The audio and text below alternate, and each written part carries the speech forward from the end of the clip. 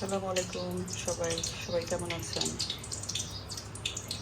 আশা করি ভালো আছেন। আল্লাহর রহমতে আমরা ভালো আছি।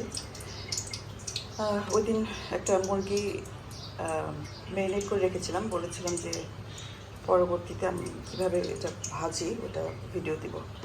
তো এখানে একটা ফ্রাই প্যানে তেল দিয়ে দিলাম, মানে এটা সরিষার তেল, মাস্টার্ড অয়েল। এখন চিকেনটা দিয়ে দিচ্ছি।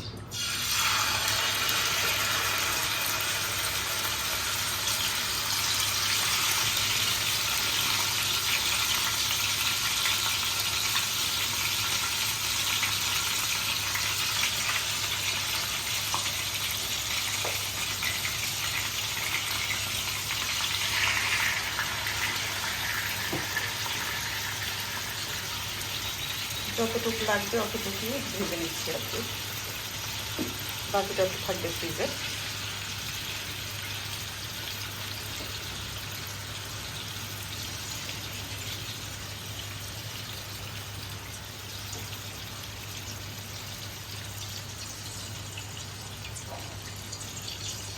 খুব স্লো আছে, আস্তে আস্তে হতে থাকবে।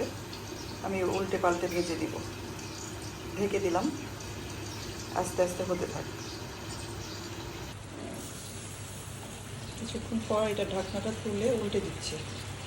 ম্যারিনেট করার কারণে আসলে চিকেনটা একদম প্রপারলি মশলাপাতি সব ঢুকেছে, বেশিক্ষণ লাগবে না। এটা আপনারা যদি ওভেনে করেন আরও তাড়াতাড়ি হয়ে যাবে। একদম সফট হয়ে গেছে, দেখতে পাচ্ছেন।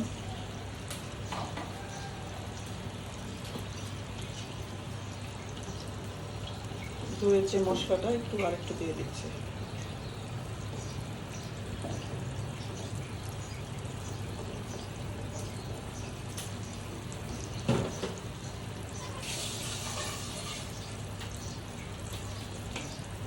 ঢেকে দিলাম, ফিরে আসছি কিছুক্ষণ পর। দেখেন দই থেকে পানি উঠে এসছে। এই পানিতে আস্তে আস্তে সবটা সিদ্ধ হয়ে ভাজা হয়ে যাবে। দেখেন ভিউয়ার্স, আমার চিকেনটা রেডি হয়ে গেছে।